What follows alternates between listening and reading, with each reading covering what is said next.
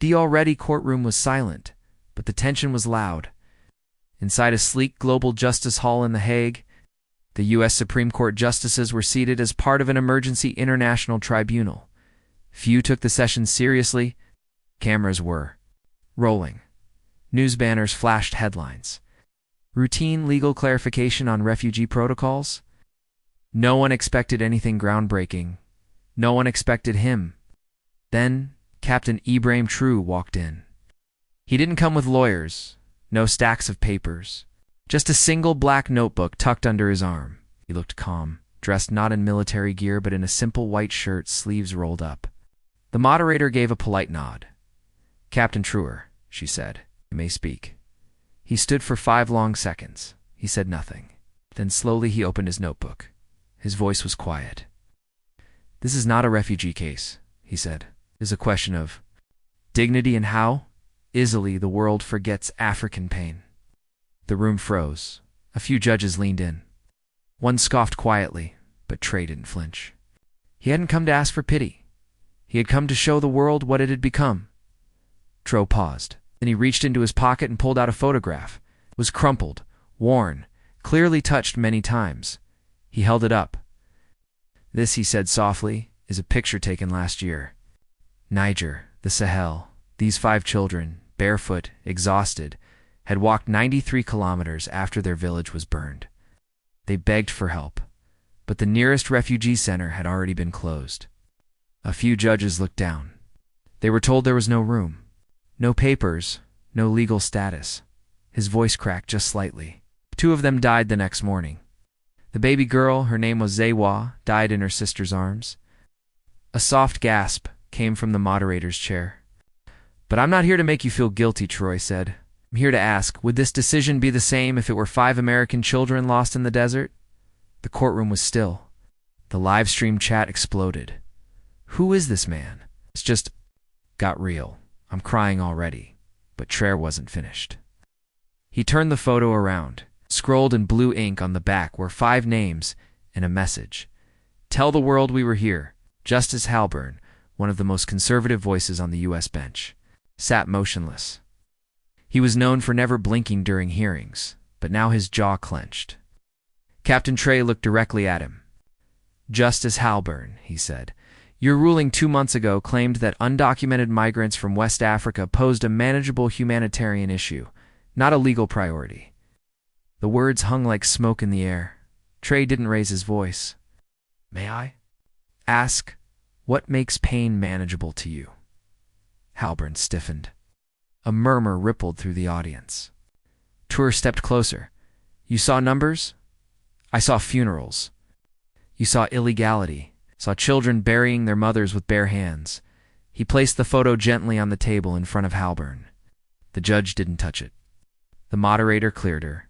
"Throat, Captain, please." "I'm not angry," Traoré said, his voice trembling. "I'm exhausted because we ask for humanity and you give us categories." Halburn blinked. For the first time in his career, his eyes were wet. "This is no longer illegal." "Hearing," a journalist tweeted. "It's a soul hearing." And the whole world was watching. The screen behind Traoré flickered on. A slideshow began. Slide 1, a dusty camp.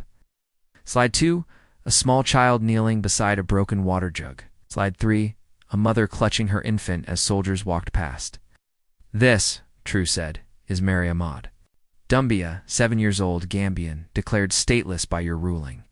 She died trying to cross a river into Senegal just 3 weeks ago." "Did you even see her name in the files you stamped?" One judge looked away. The moderator seemed uncomfortable. Cameras zoomed in. "Do you know what her last words were? Will I be allowed to go to school in Senegal?" Traoré gripped the sides of the podium. His voice didn't rise, but it trembled. She was 7. She thought the law would help her. He tapped his heart. She didn't know the law wasn't written for children like her. The audience was still. No whispers, no coughs. Just one sound. Justice Halburn, quietly setting his pen down, and a single tear rolling down the cheek of a translator in the corner. The world was watching, and for the first time it was listening. It wasn't in the official documents. It wasn't supposed to be seen, but Traoré had it. A handwritten letter from a former refugee who'd been deported under the new ruling. He held it up for the cameras. "This came to me folded inside a used book," he said. "It was smuggled out by a Red Cross worker." He began to read. "To the people who decided I shouldn't be here. Hope one day someone explains to you how it feels to beg for air, for food, and still be seen as a problem. I hope you never see your mother sold for a border pass. I'm not angry. I just want to know, what did we do so wrong that being born African means being denied safety?" The camera cut to the judges, stone-faced. One leaned back, slowly looking away. From the screen, the moderator wiped her eyes and tried to speak, then stopped. "This letter is not a speech," Traoré said. "It's a testimony." He looked up. "Anthis court is on trial." Millions watching online began typing. "I'm sobbing. This feels too real. He's not just speaking. He's lifting the dead." Traoré's voice dropped to a whisper. "Do you know how many African refugees have died since your ruling was passed?" Silence. 3,082 that we know of. The number echoed through the courtroom like a bullet. He placed a list on the table. Names, dates, ages. This is the law you defend. A law that hears no screams, that demands paperwork while children drown. The judges stayed still, but something shifted in the room. The mood was no longer about law or policy. It was about shame. One African delegate clenched his fists under the table. Another wiped her eyes with a tissue. "I understand law must be neutral," Traoré continued. "But when neutrality helps bury the voiceless, it becomes cruelty." He paused. "And cruelty, however legal, is still evil." The live stream chat exploded. "I've never cried watching politics before. This is a revolution in real time. Please, someone listen to this man." And then Justice Halbern leaned forward. "Captain Traoré," he said quietly, "what do you propose we do?" Gasps filled the chamber. The world held its breath, and Traoré slowly began to answer. A photo flickered onto the courtroom screen. A young girl wearing a faded blue dress, her eyes wide, her feet bare, dust in the air. Traoré's voice barely rose above a whisper. Her name was Kata. She was 14 years old. She made it as far as a refugee camp in Tunisia. She begged for papers for safety. But your ruling Hattie closed the pathway. He paused. His hands trembled slightly. She was found 2 days later in a shipping container trying to reach Italy. A quiet gasp swept through the room. No one talks about her because she didn't make it. But if this hearing is truly about justice, then her voice must be present too. Traoré walked up to the bench slowly. He placed a printed copy of Kada's last diary entry on the desk. She wrote, "If I die, please let someone know I tried to live." The moderator's lips trembled. One of the African delegates silently removed her glasses to wipe her eyes. "Your Honors," Traoré said, turning to the judges. "How many more will try just to be treated as human?" The courtroom was no longer just a court. It had become a graveyard of truth. The room was still recovering. From Kada's story, when a soft chime rang out. A call, not a phone. A secured line from the UN Secretary General's office. The moderator hesitated, then answered. A whisper in her ear made her eyes widen. She stood up. "Captain Traoré, there's been a request. The Secretary General willed like you to continue your testimony." Uninterrupted, gasps filled the courtroom. This wasn't just a hearing anymore. It had become a global moment. Traoré nodded. Then slowly he pulled out a brown envelope. "These," he said, "are classified photos from a rescue operation on the Niger border. Dozens of children, injured, hungry, undocumented, turned away due to lack of legal status after the court's decision." He spread the photos on the bench. The camera zoomed. In one showed a boy with a missing leg. Another showed a young mother holding a lifeless baby. Traoré's voice was steady, but his eyes were glassy. "We didn't come here for sympathy," he said. "Came here to remind you that every paper you sign writes a future for someone who doesn't get to sit in this room." A long silence followed. Ada. Judges didn't speak. The world watched, breathless. Justice Halbern had been silent for a long time, known for his cold legal mind. He hadn't shown emotion for 30 years on the bench. But now, As Traoré laid out the final photo, a burial sit with 20 tiny graves, something cracked. His pen dropped. "Captain," he said softly. "What would you have us do?" Traoré stepped closer. "Rewrite the ruling," he said. Anka acknowledged that desperation is not a crime. Make refugee safety a human right, not a paperwork privilege. A single tear rolled down Halbern's cheek. "I've never seen it like this." Traoré nodded. "That's the problem, Your Honor. The world never sees us until we are dead." Pause. "But you can choose to change that today." All across the globe, the live stream comments exploded. "I can't stop crying. This is history in the making. This man speaks for millions of voiceless souls." The moderator looked at her tablet. Over 23 million people were now watching and climbing. What had begun as a routine legal session had become a global reckoning, and Traoré was just getting started. Just as the court was ready to break for recess, a quiet voice interrupted. "Your Honors, I was there." A young man stood at the back of the gallery. He wore a refugee camp badge. Security began to move toward him, but Traoré raised a hand. "Let him speak." The room froze. His name was Daniel Ake, 19 years old, Ethiopian. Former refugee, one of the few who made it across the Mediterranean alive. "I saw babies in the water," Daniel said, his voice cracking. "I helped bury 5 people. 2 of them were girls my age." He held up a photograph, his sister Marin smiling beside him before they left Addis Ababa. She didn't make it. Courtroom was silent. Daniel turned toward the judges. "I'm not asking you to feel sorry. I'm asking you to stop making decisions that kill people like my sister." The moderator's voice broke when she called for silence, but the damage had been done. Traoré placed a hand on Daniel's shoulder. "This court just heard the most honest statement in its history," he said softly, and millions watching online cried with them. Traoré stepped forward with something new in hand, a sealed brown envelope.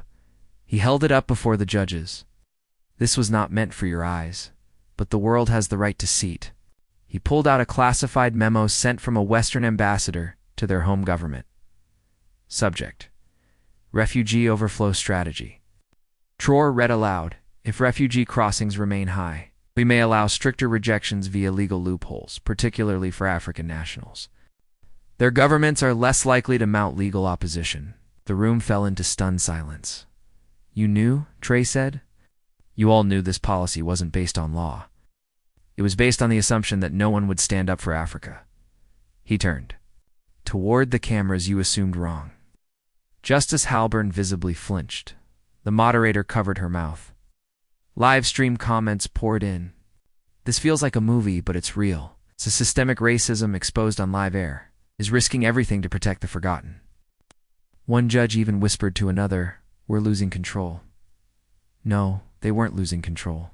They were losing the moral ground beneath their feet, and Traoré was lighting the fire. Traoré paused, looked into the audience, into the cameras. "Want to show you something?" He bent down and opened a small black box. Inside, a pair of tiny mud-caked baby shoes. These belonged to a 1-year-old boy named Fidel. His mother carried him across the desert. He died of dehydration 20 kilometers from a safe zone. Traoré held up the shoes. "Do you know what broke me? It wasn't that he died. It was that his mother carried these shoes even after he passed." A single sob echoed in the courtroom, because she couldn't let go, because she believed somehow that someone in Theward would care. He looked at the justices. "Will you prove her right, or will you prove her fear true?" The moderator stood frozen. Now one judge broke down quietly, tears streaming down his cheeks. Outside the court, thousands had gathered. Some knelt, some raised placards, and inside millions of living rooms, classrooms, and phones. People wept. This wasn't just about policy anymore. It was about humanity itself, and Captain Ibrahim Traoré was giving it back, one truth at a time. Justice Eleanor Quinn had not spoken all day, a respected senior figure in international law. She had quietly observed every testimony, every photo, every fact Traoré delivered. But as he finished holding up Fidel's shoes, something in her cracked.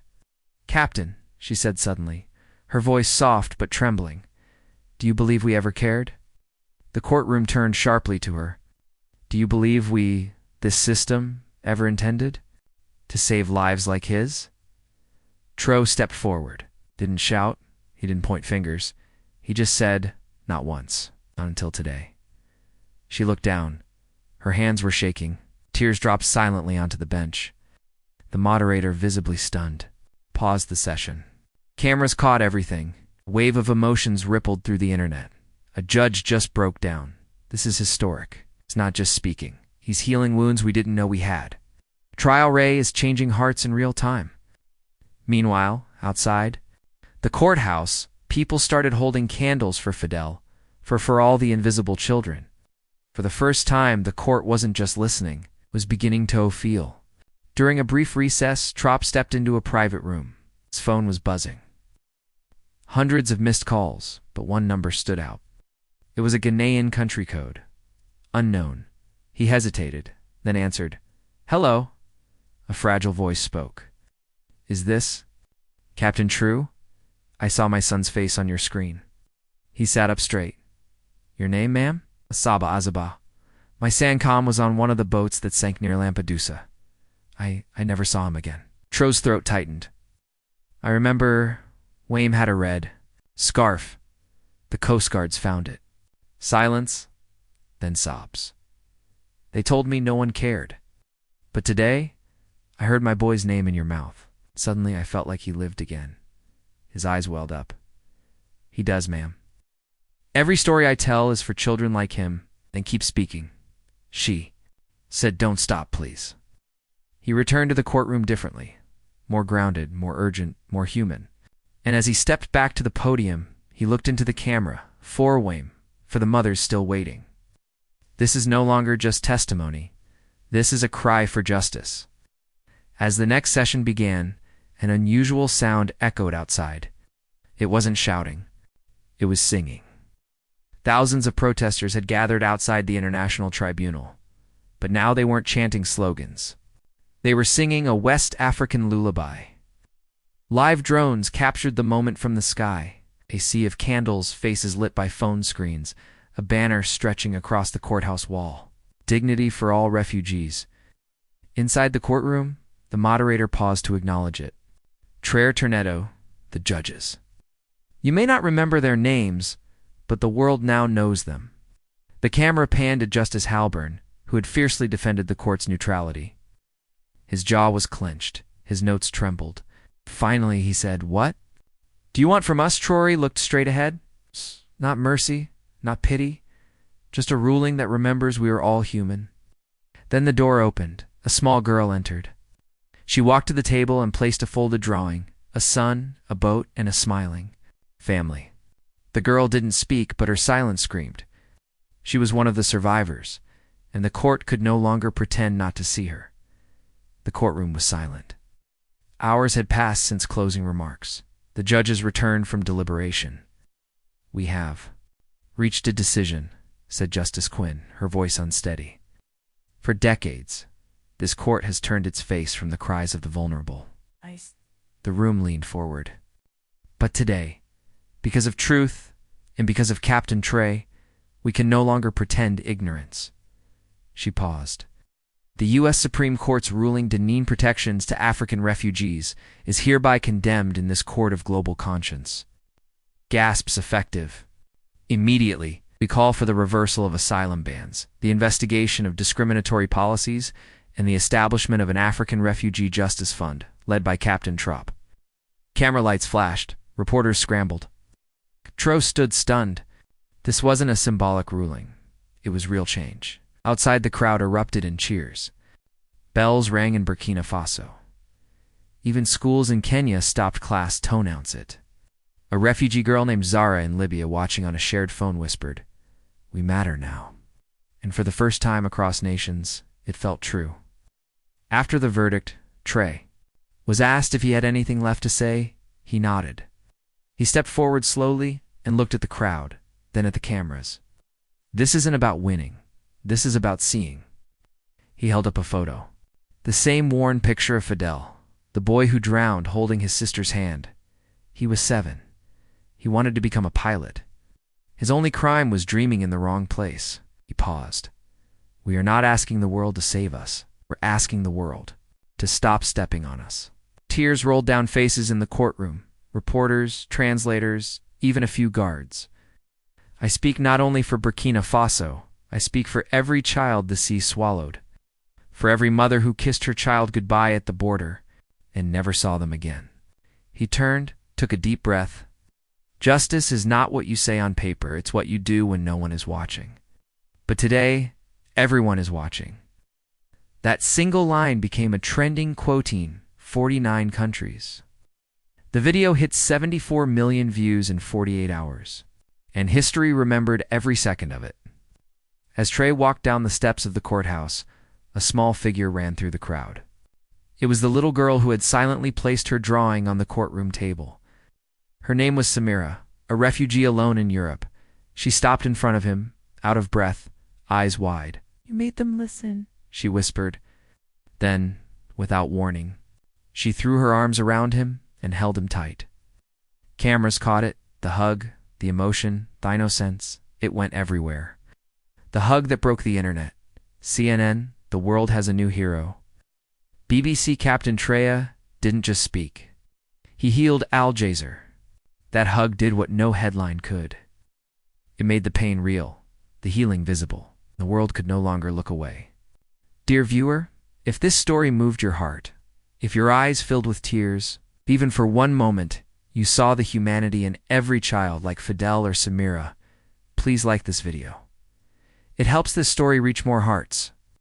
Drop a comment, even just to let the world know you're watching. Subscribe because we will keep telling the stories others try to silence. Let's not just go viral, let's go human. Thank you for being part of this moment. Justice is only possible when someone refuses to stay silent.